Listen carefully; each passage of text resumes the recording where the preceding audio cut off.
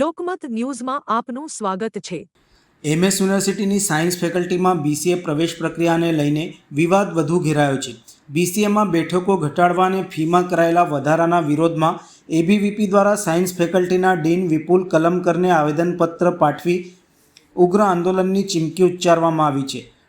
આ મુદ્દે ડીન વિપુલ કલમકરે જણાવ્યું હતું કે છેલ્લા 3 વર્ષથી 80 બેઠકો મંજૂર હોવા છતાં 240 વિદ્યાર્થીઓને પ્રવેશ આપવામાં આવતો હતો, જે પૂર્વ ડીન અને તે સમયના વહીવટી તંત્રની ગંભીર ભૂલ હતી। નિયમો વિરુદ્ધ વધારાના એડમિશન આપવામાં આવ્યા હોવાનું પણ તેમને સ્વીકાર્યું હતું। ઉલ્લેખનીય છે કે છેલ્લા 3 વર્ષથી બીસીએમાં 240 વિદ્યાર્થીઓને પ્રવેશ આપવામાં આવતો હતો, પરંતુ આ વર્ષે અચાનક બેઠકોની સંખ્યા ઘટાડીને માત્ર 120 કરી દેવામાં આવી છે। સાથે જ રેગ્યુલર તેમજ હાયર પેમેન્ટ બંને કેટેગરીની ફીમાં પણ નોંધપાત્ર વધારો કરવામાં આવ્યો છે। યુનિવર્સિટીના આ નિર્ણયથી અનેક વિદ્યાર્થીઓના ભવિષ્ય ઉપર અનિશ્ચિતતા ઊભી થઈ છે અને વાલીઓ ઉપર આર્થિક બોજ વધ્યો છે। આ મુદ્દે અખિલ ભારતીય વિદ્યાર્થી પરિષદ દ્વારા ડીન સમક્ષ રજૂઆત કરવામાં આવી હતી। એબીવીપીએ યુનિવર્સિટી પ્રશાસનને 48 કલાકનું અલ્ટિમેટમ આપતા ચેતવણી આપી છે કે જો ફી વધારો પાછો ખેંચવામાં નહીં આવે અને બેઠકોમાં વધારો નહીં કરવામાં આવે તો આગામી સમયમાં ઉગ્ર આંદોલન શરૂ કરવામાં આવશે। સમગ્ર મુદ્દે ડીન વિપુલ કલમકરે વધુમાં જણાવ્યું હતું। સીસીટીવીની જ્યાં વાત કરીએ તો સીસીટીવીનું ટેન્ડર આખું બનીને તૈયાર છે અને એ ટૂંક સમયમાં એ જીકાસ જેમ પોર્ટલ ઉપર એને ફ્લોટ કરવામાં આવશે અને વેકેશન દરમિયાન એ સીસીટીવીનું કામ બધું પૂર્ણ કરવામાં આવશે। એટલે સીસીટીવીનું કામ ઓલરેડી પ્રોગ્રેસમાં છે જ, બરાબર છે। એટલે સીસીટીવીનો પ્રશ્ન જે છે તે વહેલામાં વહેલો હલ થઈ જવાનો છે। બીજી છોકરાઓની રજૂઆત હતી કે 240 એડમિશન જે આપતા હતા ગયા વર્ષ સુધીમાં એને બદલે 120 કેમ કરી નાખવામાં આવ્યા છે। એનો જવાબ એ છે કે ભાઈ આ બિલ્ડિંગ જ્યારે બન્યું ત્યારે પ્રોગ્રામની ઇન્ટેક કેપેસિટી 80 હતી અને એને ધ્યાનમાં રાખીને આખું બિલ્ડિંગ બનાવવામાં આવેલું છે।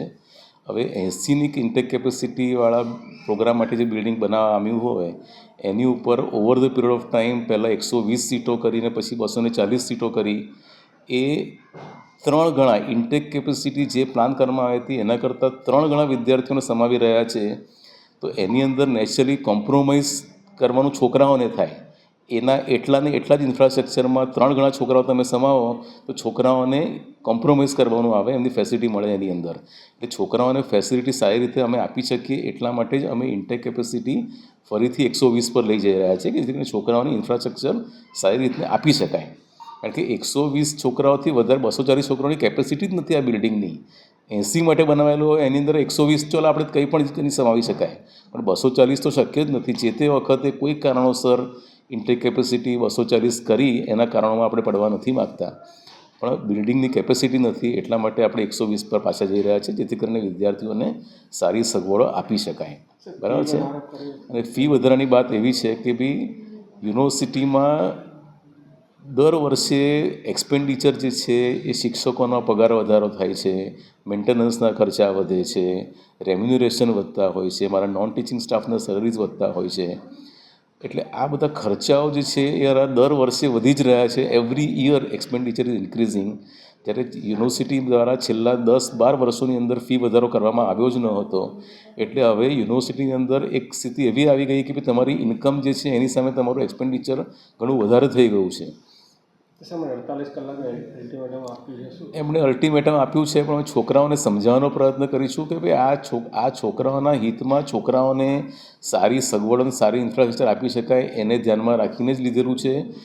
સારા ટીચર એમને આપી શકું। તમે હવે વિચાર કરો કે મને જો સારો ટીચર જો આપવો હશે છોકરાઓને તો એ સારી સેલરીને આપવી પડશે કે નહીં આપવી પડે? હું ટીચરને સેલરી ન આપું, ફી વધારો ન કરીએ તો ટીચરને મારે સેલરી ન આપી શકાય જે આપી શકાય। અને ટીચરને સેલરી તમે ન આપો તો સારો ટીચર મને મળશે નહીં અહીં આગળ, અને સારા ટીચર મને જો ન મળે તો નુકસાન કોનું થવાનું છે? વિદ્યાર્થીઓને જ થવાનું છે। એટલે વિદ્યાર્થીઓને સારું શિક્ષણ આપી શકાય એટલા માટે મારે સારા ટીચર અહીં આગળ આવે તે જરૂરી છે। અને સારા ટીચર આવવા માટે મારે એમને સારો સેલરી આપવો પડે। સારો સેલરી આપવો પડે, સારો સેલરી જો આપવો હોય તો સેલ્ફ ફાઇનાન્સ પ્રોગ્રામની અંદર સ્ટુડન્ટની ફી એ એક જ આવકનો સ્ત્રોત હોય છે, એમાં ગવર્મેન્ટની ગ્રાન્ટ કોઈ હોતી નથી। અને એટલા માટે ફી વધારો કરવો જરૂરી થયો હતો અને એટલા માટે ફી વધારો કર્યો છે।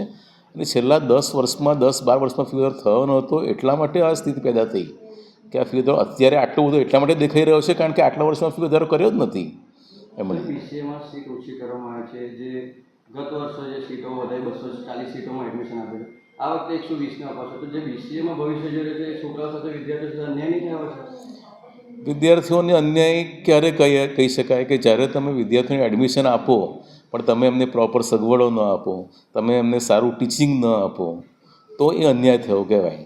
હું 120 છોકરાઓને એડમિશન આપીને 120 છોકરાઓને સારામાં સારું શિક્ષણ આપું, સારામાં સારી સગવડોને ઇન્ફ્રાસ્ટ્રક્ચર આપું, તો છોકરાઓને અન્યાય કઈ રીતે કહી શકાય એને?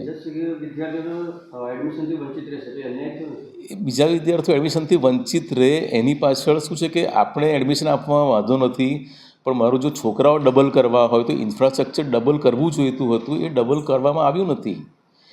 શરૂઆત પાદરામાં કરી અને પાદરાના છોકરાઓને આખી ઇન્ટેક કેપેસિટી સાયન્સ ફેકલ્ટીમાં લઈ આવ્યા, એ નિર્ણય ખોટો હતો.